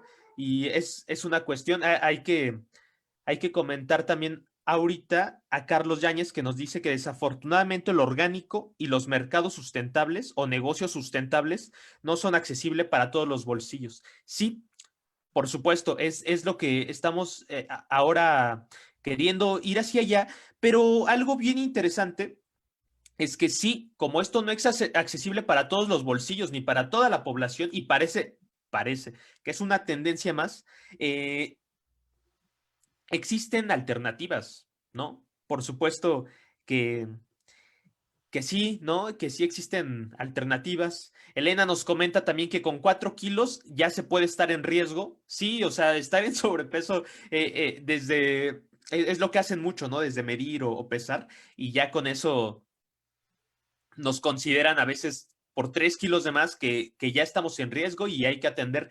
Pero no solo ponerse a dietas o entrar en la economía verde o entrar al capitalismo verde y comprar todo lo que dice orgánico, ¿no? Así con letras bonitas, sino ser consciente en toda la alimentación y el contexto en el que estamos y que sí podríamos tener acceso, ¿no, Pamela? ¿Qué opinas? En la Ciudad de México, por ejemplo, tenemos acceso a una alternativa sustentable que no sea solo el capitalismo verde. Pero por supuesto que lo tenemos. Pues sí, creo que todos sabemos que en México, en general en el país, pues hay diversidad de culturas, de tradiciones y sobre todo de climas, ¿no? De climas que justo hacen que en México haya también diversidad de ecosistemas. Y bueno, somos de los países con más diversidad que existen en el mundo. Y ya centrándonos en la Ciudad de México, pues aquí a veces justo estando en esta mezcla de campo y ciudad, pues tenemos también facilidad de poder adquirir productos, sobre todo para nuestra alimentación, que justo provengan del campo, ¿no? De un lugar muy cercano y muy local. Entonces sí tenemos muchas alternativas y sobre todo porque tenemos o provenimos de una cultura y de tradiciones que justo se basan en la naturaleza y que bueno, ya aunado a lo que es el proyecto y lo que es esta parte de Cinemóvil, pues justo estamos con ese compromiso o con ese objetivo de justo mostrar estas alternativas, justo mostrar esta crítica y esta reflexión. Y bueno, en cuanto a la salud, y sí lo mencionan un poco en este documental, después de todo el sensacionalismo y como en contra de toda la carne, sí mencionan un poquito que hay que voltear a ver la medicina preventiva, que no precisamente hay que llegar a estos casos de enfermedad para tener que ser curados mediante medicamentos sin tener una alternativa ya sea en dieta o alimentación y ya sea en hábitos, sino que hay que tratar o hay que justo incidir en prevenir enfermedades. Entonces en México pues tenemos diversidad de alternativas. Tanto si ya caímos en enfermedad, existe la medicina tradicional mexicana, ¿no? Desde los pueblos indígenas o desde los pueblos más locales, todos tienen su sabiduría en cuanto a lo que se puede consumir para evitar enfermedades, ¿no? Desde masajes, por ejemplo, para los empachos, o desde hierbas para curar estos mismos empachos, o la gripa, porque hay hierbas expectorantes. Entonces, justo hay un sistema, un conjunto de sistemas entre muchas pues tradiciones, culturas y prácticas de comunidades que atienden a la salud y que justo sus raíces vienen pues en este conocimiento tan profundo de los pueblos, ¿no? Desde la ruralidad, desde el campo. Y pues como mencioné, en nuestro país hay diversidad de maneras en que se puede prevenir o que se puede tratar a partir desde la dieta hasta justo con medicina preventiva.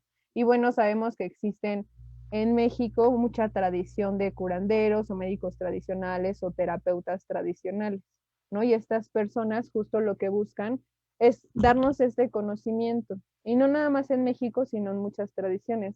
Lo que tratamos también de hacer justo tanto Ramón con lo de nutrición como yo con la parte de yoga, pues justo es hacer caer en cuenta a las personas de voltear a ver a su cuerpo, voltear a ver sus hábitos para que pueda encontrar esa alternativa y no precisamente en un supermercado o no precisamente comprando productos, sino justo escuchando a su cuerpo, ¿no? Escuchando como cualquier tipo de síntoma o de sensación que pueda tener para saber qué puede necesitar.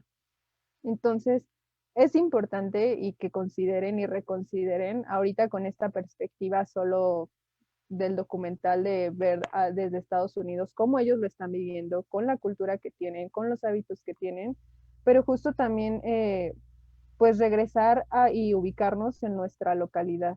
Por ejemplo, en Ciudad de México apenas salió la noticia de que hicieron el primer mercado, no sé si mercado o acopio de justo de productores en Milpalta. Entonces en Milpalta tenemos un lugar, tal vez para muchos no tan cercano, pero en realidad sí es como cerca donde pueden conseguir realmente verduras. Tenemos también productores que están repartiendo por toda la ciudad, pues los productos que cosechan o que crían en sus tierras para los que pueden tener como espacios más grandes y poder pues tener cultivos pequeños o huertos. Tenemos también la alternativa de si justo comen carne, pues que puedan obtener esta carne de una mejor calidad, ¿no? Que no tenga justo todos estos químicos y estas hormonas que normalmente tiene la gente, y conservadores que normalmente tiene la comida que conseguimos en supermercados o en bodegas de distribución. Entonces, alternativas sí hay, baratas también, accesibles las hay, que no precisamente tienen que ser como propagandísticas, sino que podemos encontrar pues con fácil acceso económico y también acceso inmediato, ¿no? Que podemos tener en nuestra cocina. Entonces sí es importante que justo se comiencen a hacer esta cadena de información, como dijeron hace ratito, o sea, tiene exceso de mala información. También podemos hacer justo la cadena de buena información y de buenos hábitos para poder como contrarrestar toda esta gráfica que se dirige justo a aumentar los niveles de obesidad y de morbilidad, mortalidad. Entonces, justo hay un comentario de... Ah, no, ya son todos. Sí, pues tienes razón, o sea, hay que voltear a ver y al respecto, sí existe, pues ya información que se haya planteado ya como un trabajo más estable. Existe, por ejemplo, la Biblioteca Digital de la Medicina Tradicional Mexicana, que es un acervo de investigaciones de que para qué sirven ciertas plantas, y son plantas de México. Es un acervo hecho por la UNAM y es un acervo digital en el que cualquiera puede tener acceso. Lo pueden revisar, entonces pueden, digamos, como que buscar un poco para qué sirve esas plantitas que tienen por ahí o esas plantas que a veces su familia, porque se da mucho de esta manera. La medicina tradicional mexicana es muy oral, es una tradición oral. Entonces se enseña como no en una academia, ¿no? Sino se enseña como de, es que mira, el tomillo pues sirve para tal cosa, ¿no? Es que tal, un té de orégano y hay muchas plantas medicinales. Entonces, como mexicanos, en muchos territorios tenemos digamos, una gran tradición y hay que también atenderla, reconocerla y utilizarla para no caer en estos grandes monopolios de las industrias farmacéuticas, solo en esos, o sea, sin quitarle su mérito ni quitarle su validez, o sea, por supuesto que lo tienen, y lo que aquí queremos comentar es que hay alternativas, ¿no? Alternativas para no caer solo en el capitalismo voraz y directamente, así. Ni tampoco dejar la carne solo porque viste un documental en Netflix. Sí lo, sí lo diría de esta manera, o sea, no es el que dejes la carne, sino o sea, puede pasar, pero de una manera informada para no poner en riesgo tu salud. Y más en tiempos de pandemia, como lo es ahora lo de el COVID. O sea, volverse sano no significa solo dejar la carne, porque alguien tal vez viera este documental y a mí en el 2020 ver este documental me parece peligroso, ¿no? Es poner a la gente también en riesgo de salud y ese documental está al alcance de todos y cualquiera lo puede escuchar. De mi parte es todo. ¿Ustedes tienen algo que agregar, compañeros y compañeras? Sí, me gustaría finalizar con esta idea sobre la medicina preventiva. Yo creo que igual volvemos a las cuestiones culturales y de cuestionarnos de cómo entendemos la medicina en México. Así como entendimos que nosotros solemos confundir la nutrición con la alimentación, con no tener hambre, del mismo modo el estar enfermos o la enfermedad o entender a la salud como la ausencia de enfermedad en México es muy, muy complicado. ¿Por qué? Vamos a entender por qué. Porque nosotros tenemos el hábito, bueno, la mayoría de los mexicanos, de asistir solamente a un médico cuando tenemos una enfermedad, ¿no? O sea, ya cuando está encima, ¿no? Ya cuando lo tenemos encima, ya cuando estamos torcidos, pues necesito irme a curar, ¿no? Es como esta idea de que voy al mecánico y me cambian una pieza y ya estoy bien, ¿no? Así me dan una pastilla que me tapa el síntoma y ya, o sea, ya estoy sano, ¿no? Porque no siento el síntoma, pero el síntoma es lo que nos está diciendo que hay algo mal. En cambio, el pensar la medicina preventiva es esta idea que pensaron los griegos, ¿no? Hace 2000 años, de que tu primera medicina es la salud, tu primera medicina es la alimentación, ¿no? Me parece, ajá. Entonces, pensar si lo que comemos, ustedes se lo comerían como medicina, ¿es medicina? ¿Les hace sentir bien? Y eso hago algo que quería comentar, que es como complicado, ¿no? Porque a veces confundimos lo que nos hace sentir bien con lo que nos estimula. Entonces hablábamos hace rato sobre si la carne por sí misma podía generar adicción y por eso genera abstinencia en quienes la quieren dejar. Y nos comentó muy bien Ramón que no es tanto la carne, sino más bien los aditivos que le ponen a la carne. Entonces sí, invitar también a pensar la medicina como algo preventivo que se practica todos los días y que no nada más cuando uno está enfermo o cuando está en su lecho o cuando se tiene que empastillar. Las pastillas tendrían que ser así como hasta el final, ¿no? Así, ya no me pude curar, es una enfermedad que no tiene explicación, que no tiene que ver con la prevención o es un accidente. Entonces ahí podemos hacer uso de estas medicinas, o sea, no tenemos que pensar en que una está enfrentada a la otra, ¿no? Como luego, como nos los enseñan. Si no está estudiando en universidades o si no está en hospitales, pues entonces no es medicina. Pero tenemos el ejemplo de los hospitales de Chiapas, me parece, y Oaxaca, en donde hay hospitales donde está un hospital siempre en conjunto con uno de medicina tradicional, con un curandero, un yerbero, un pactiani, un tepactiani. Entonces sí vemos que se puede conjuntar, o sea, sí existen y ambas son válidas, no son mutuamente excluyentes, ¿no? Hay que empezar a pensar en eso para integrarlos a nuestra vida diaria. La salud se practica todos los días. Exactamente. Y sí, justo aquí Joaquín nos hace un comentario que dice que justo en la década de los... Ay, en la década de los 80 se comienza a generar un estereotipo de gordo en los programas de televisión. En Cachún Cachún Rará estaban Petunia y Porquirio, y también estaba Ñoño en el Chavo del Ocho. ¿A qué se podría deber este fenómeno? Pues bueno, ahí yo pienso, y justo porque todo el tiempo salían comiendo Ñoño, ¿no? Siempre era como el rico de la vecindad, ¿no? El hijo del dueño de la vecindad. Entonces aquí sí nos habla mucho de los estratos sociales, de quien tenía dinero podía ser gordo a sus anchas, literal, ¿no? Entonces, sí es un poco cultural, como ya habíamos mencionado hace rato, o sea, sí es mucho de ese poder también, de afianzar el poder adquisitivo que se tenía. No sé si alguien tiene otro comentario, pero justo es cultural en cuanto a lo económico, más que a la salud. Sí, a mí me parece que el estereotipo evolucionó y fue avanzando y de repente de este ser de los 80 en donde era una persona con la posibilidad de ser obesa porque se lo permitía, sí fue avanzando hacia una etapa de bullying, hacia una etapa más violenta, considero, ¿no? En muchos programas se volvió a la obesidad ya como alguien de quien había que burlarse, ¿no? Por esa condición. Exactamente. Después, solo igual terminar este punto, Sí. que después de esto ya se empieza a tomar una conciencia de que es un problema de salud nacional, ¿no? Y que el gordito puede ser tú mismo, que el gordito es un gordito cultural, ¿no? Que no es solo el personaje que estamos viendo aquí, Miguel Galván, una persona muy gordita, era también había una persona en un programa con Omar Chaparro, no recuerdo cómo se llamaba, era un conductor Rafita igual que Valderrama, ¿no? Rafa Valderrama, y entonces era este ser en el que había que burlarse, pero a lo que yo lo llevaría es que este ser con obesidad no era ese ser particular, sino es esta sociedad, es toda esta sociedad que nos estamos yendo hacia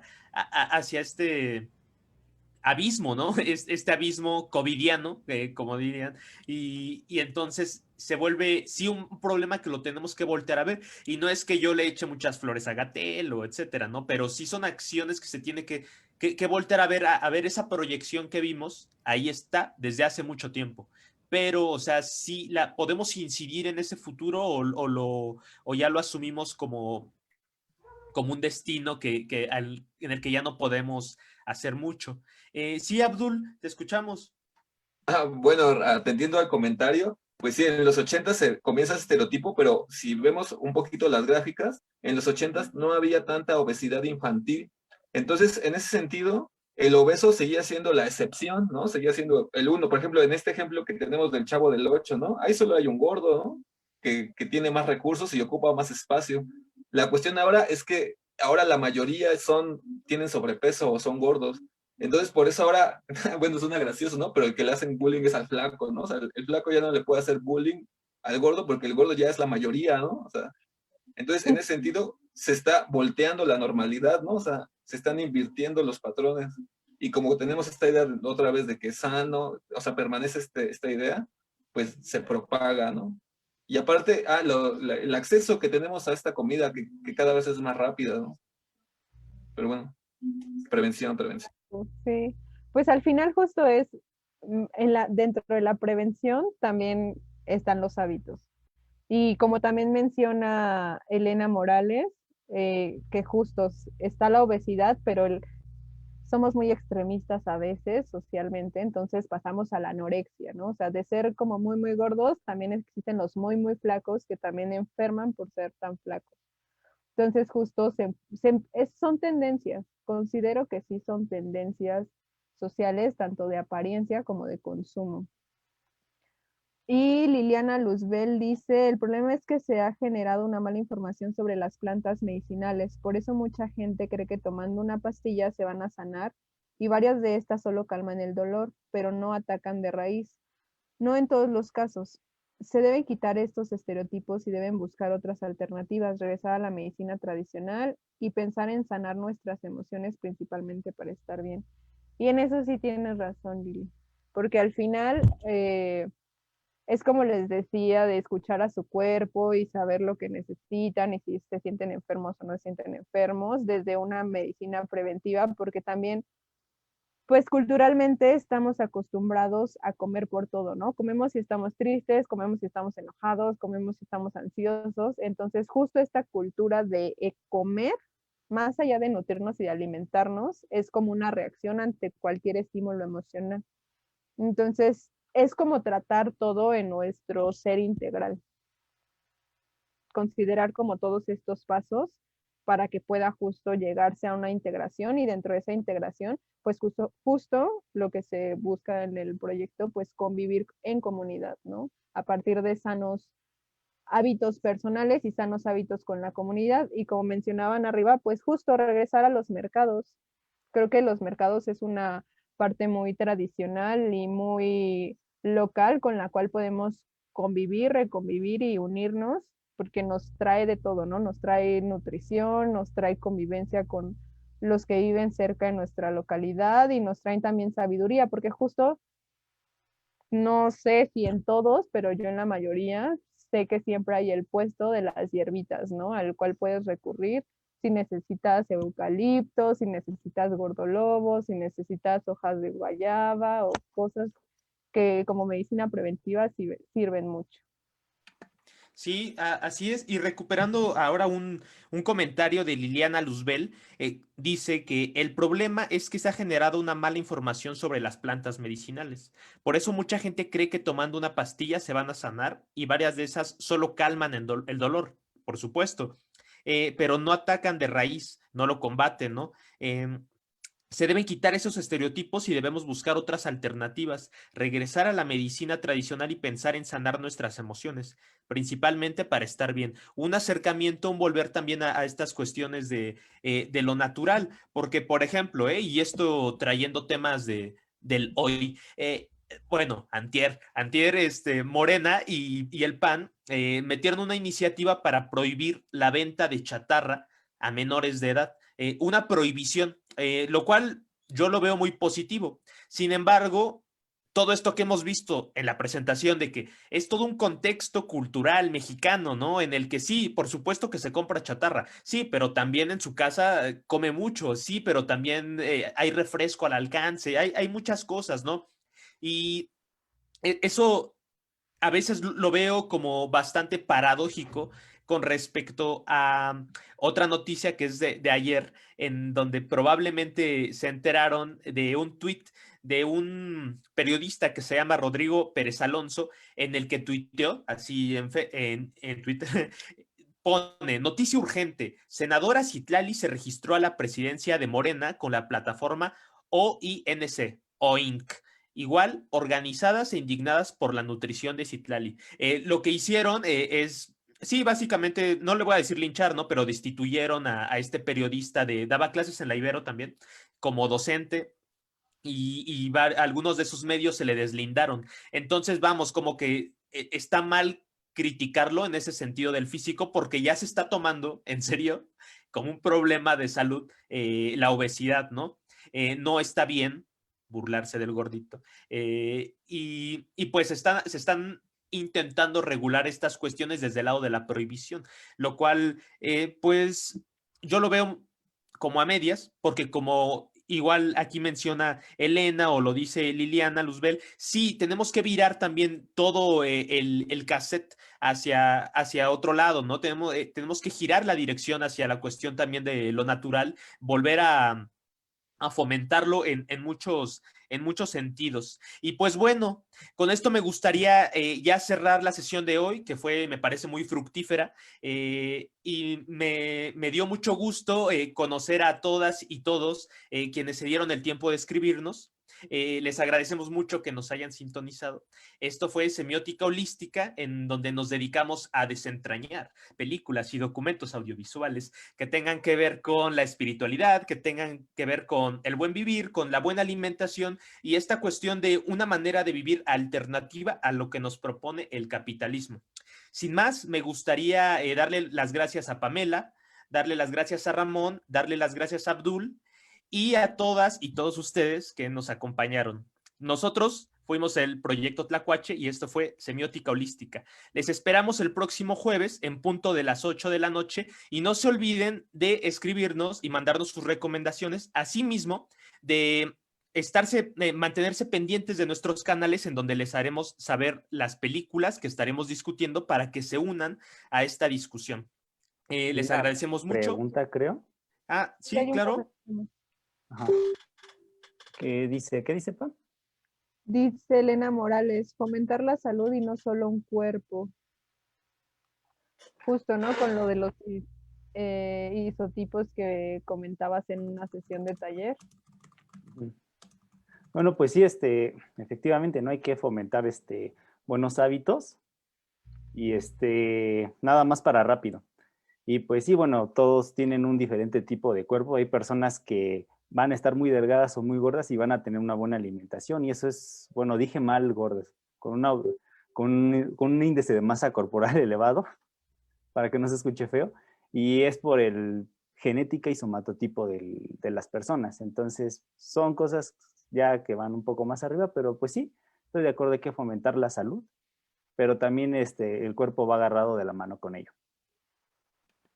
Sí, pues la salud mental y espiritual, que somos eso, no solo un cuerpo, somos también un espíritu y tenemos que fomentar en todos estos sentidos e intentar lograr el equilibrio, ir hacia allá. Agradecemos a la Secretaría de Cultura, agradecemos a quienes nos escribieron, agradecemos de nuevo a Pamela, Ramón y Abdul.